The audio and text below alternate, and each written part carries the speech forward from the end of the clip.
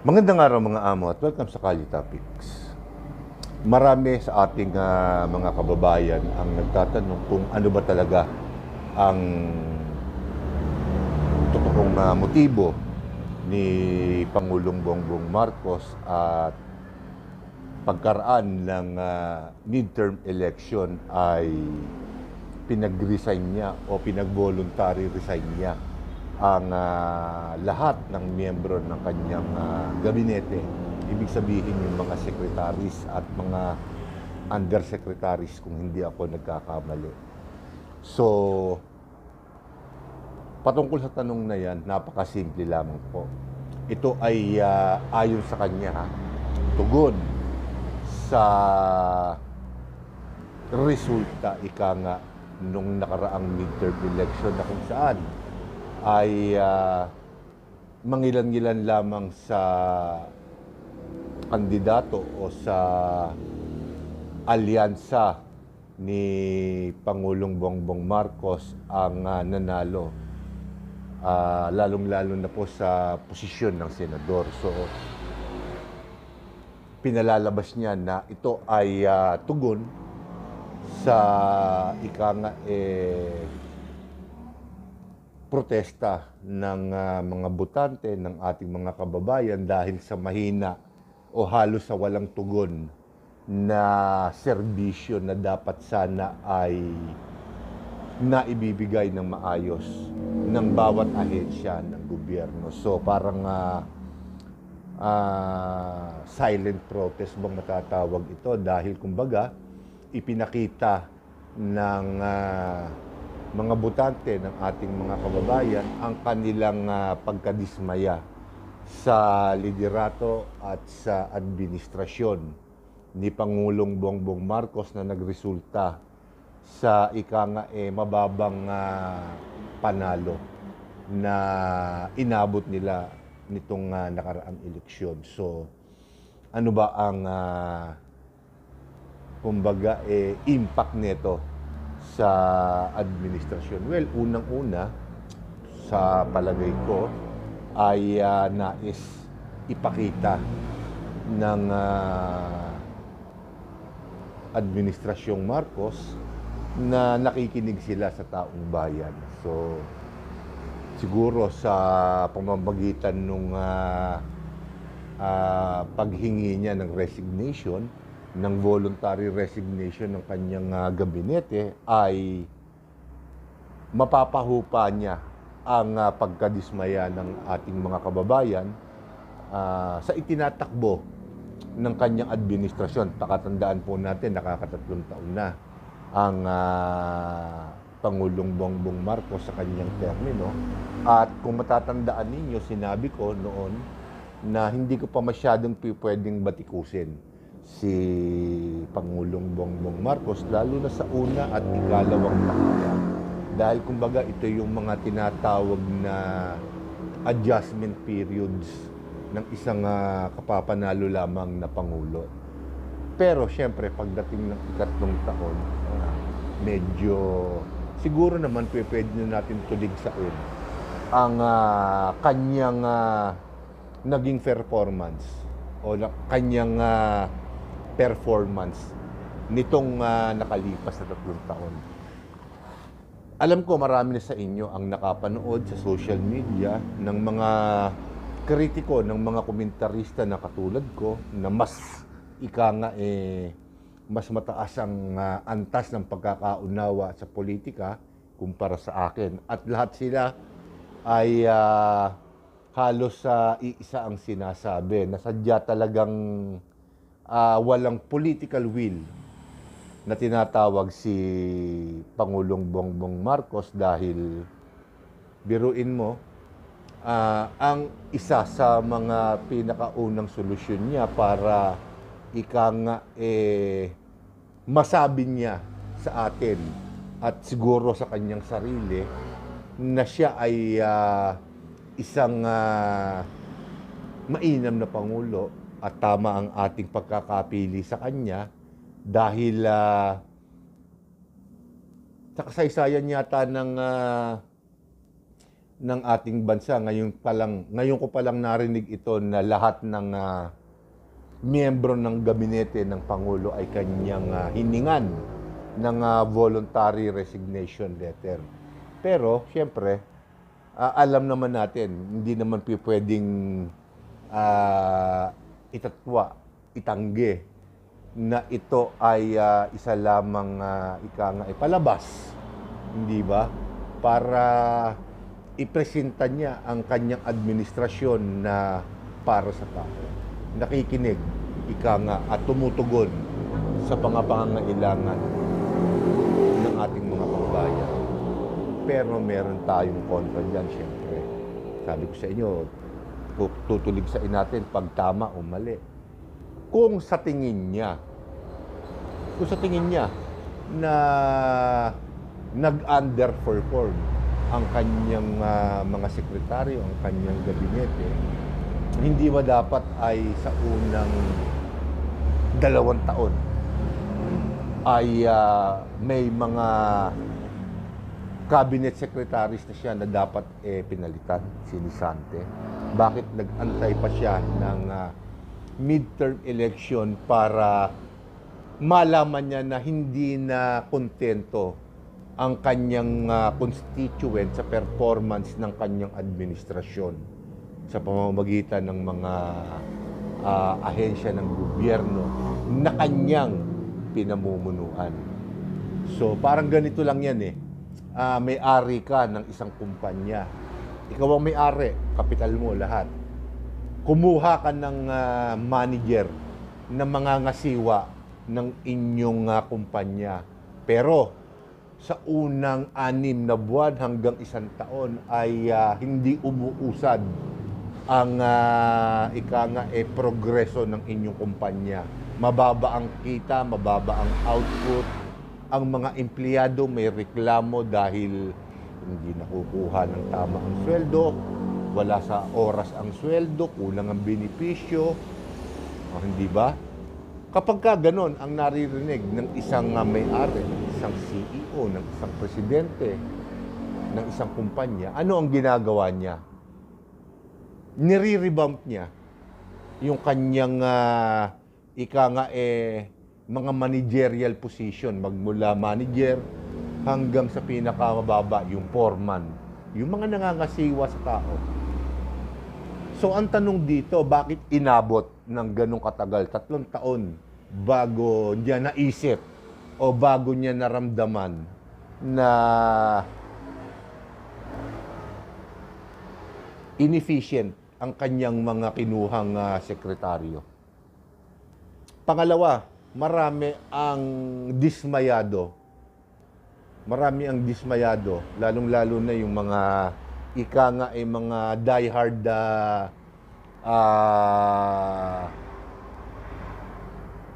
na komentarista, na mga kritiko ni Pangulong Bongbong Marcos, dahil yung mga sekretaryo, yung mga miyembro ng gabinete na inaasahan nila, maging ng inyong lingkod, na dapat sana ay hindi niya na pinabalik sa pwesto nila, ay hanggang ngayon nahandyan pa rin.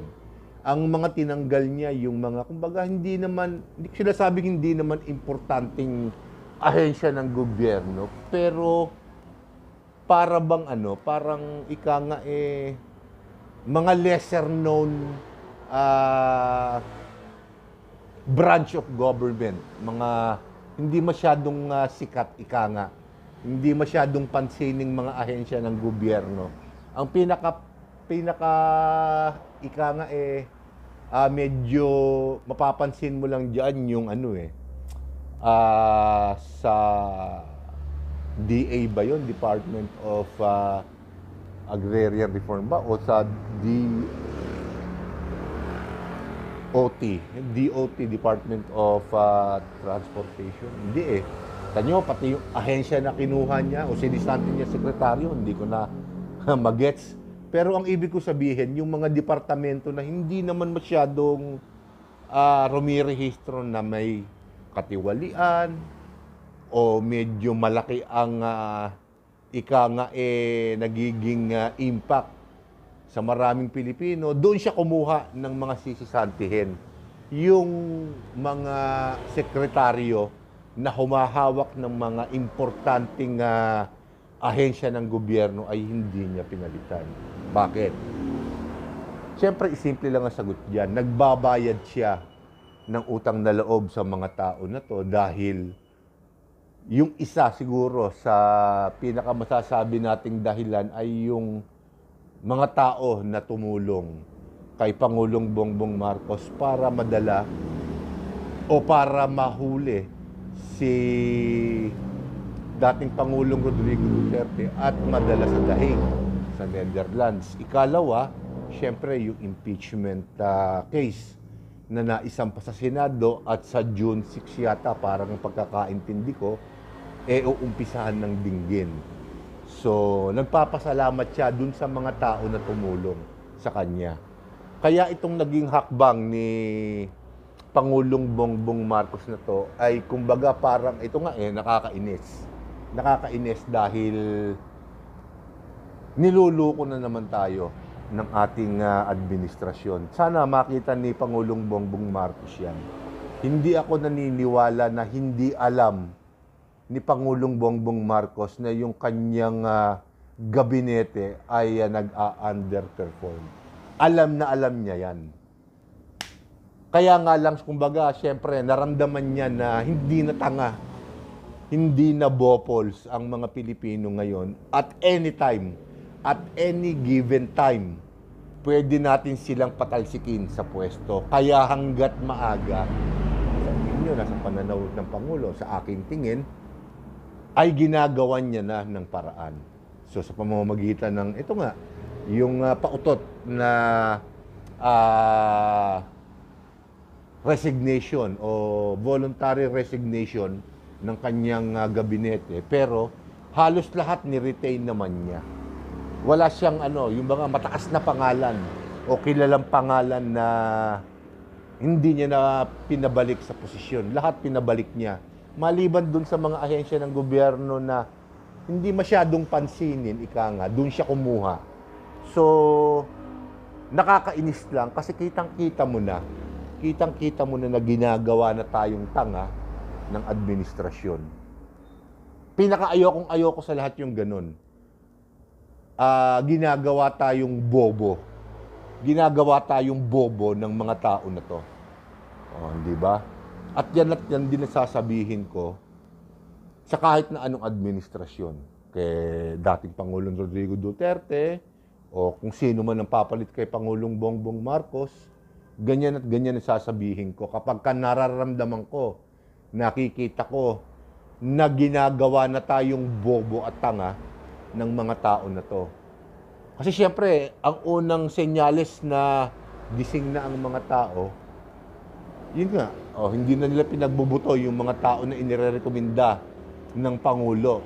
Humina yung karisma ng Pangulo sa tao. Di ba dapat pagka nasa administrasyon ka at ginawa kang kandidato ng Pangulo, medyo malakas ang hatak niya dahil siyempre siya ang Pangulo. Pero ipinakita ng mga tao, ng ating mga kababayan nitong nakaraang midterm election na hindi na ganun ang senaryo. Pati nga yung mga surveys, mga private companies na yan na nag-survey nitong nakaraang election ay puro napahiya lahat. Ngayon, damage control din sila. Damage control din yung mga surveys na yan, mga surveying companies na yan. Damage control sila ngayon dahil hindi nila maipaliwanag kung bakit ganong kalaki ang kanilang pagkakamali. So, ibig sabihin, sa aking pakiramdam, sa aking obserbasyon, ang ginawa nung mga kababayan natin ngayon, iba yung galaw nila sa iniisip nila ngayon. Hindi ba? Maaring sasabihin nila, iboboto ko si ganito. Pero pagdating na nung oras, naboboto na sila, iba ang inilalagay nila. Dahil, buwisit na sila doon sa mga inirerekomenda ng administrasyon na nakita ni Pangulong Bongbong Marcos. Alam nyo, nakakalungkot lang. Nakakalungkot lang na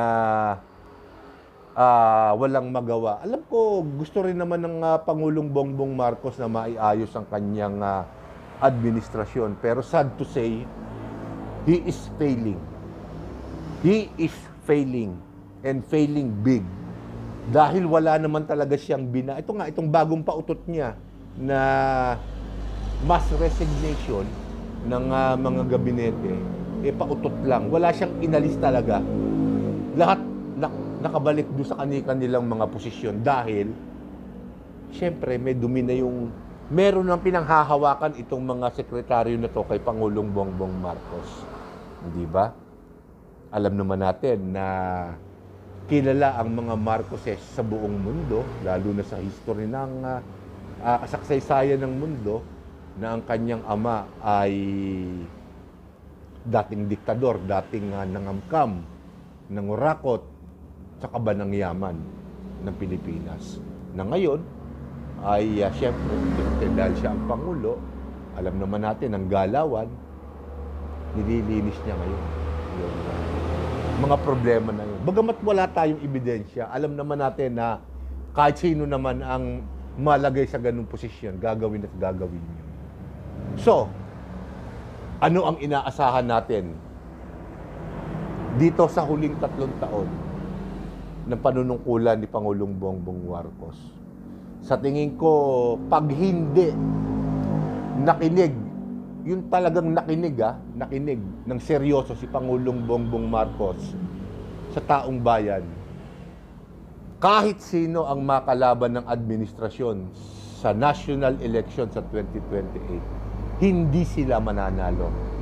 Kahit nasa kanila na ang makinarya ng gobyerno, hindi sila mananalo dahil ngayon pa lang na midterm election na katatapos-tapos lang, pinatikim na siya ng mga tao, ng mga mamamayan kung paano sila sumipa ng mga taong nasa kapangyarihan. Hindi ba ngayon? Ang daming mga kilalang pangalan ang nasipa sa posisyon, yung mga tinakbuhan nila, hindi nila nakuha. Ang mga nanalo, yung mga hindi ganong kilala. Hindi ganong kilala at wala pang pera, walang makinarya. Dahil tinulungan sila ng mga tao, ng mamamayan. Kasi gising na ang tao. Alam nila na anytime pwede na silang isipain sa pwesto. Na ngayon ay nireremedyohan ni Pangulong Bongbong Marcos, pero sa mga panahon na to, medyo huli na. Maliban na lang kung makakagawa siya ng milagro. Yung sinasabi niya ng mga proyekto na iniisip niyang dapat sana ay nagawa niya, dapat noon palang unang 2 taon ng kanyang panunungkulan, ipinukpok na niya sa gabinete. Para siguro ngayon, mabalitaan man lang natin na inuumpisahan na o inuumpisahan ng gawin yung kanyang mga mga big items na project. Pero wala May nakita pa akong commercial sa social media na ipinapakita yung mga natapos kuno ni Pangulong Bongbong Marcos sa loob ng 3 taon ng kanyang panunungkulan. Parang hindi ako makapaniwala.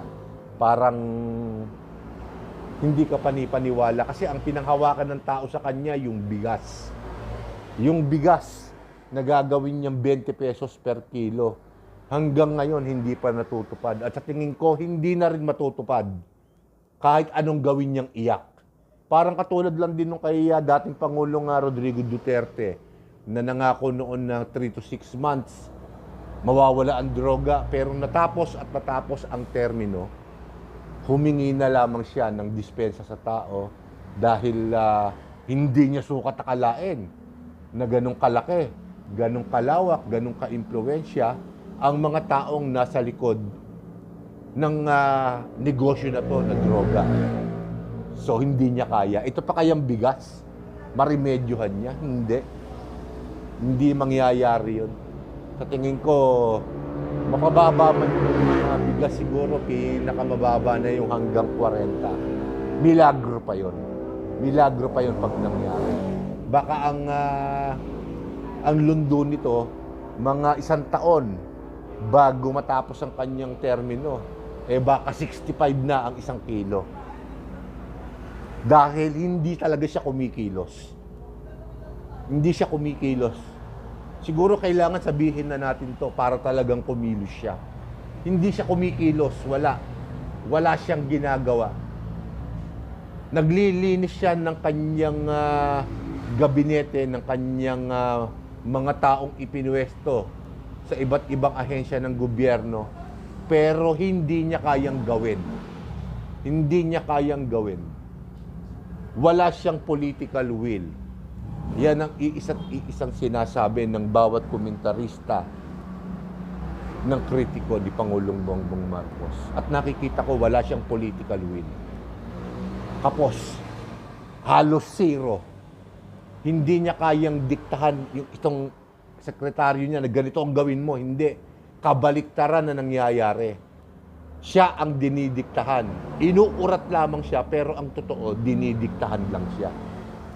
Ganon kahina ang nakikita kong sitwasyon ni Pangulong Bongbong Marcos.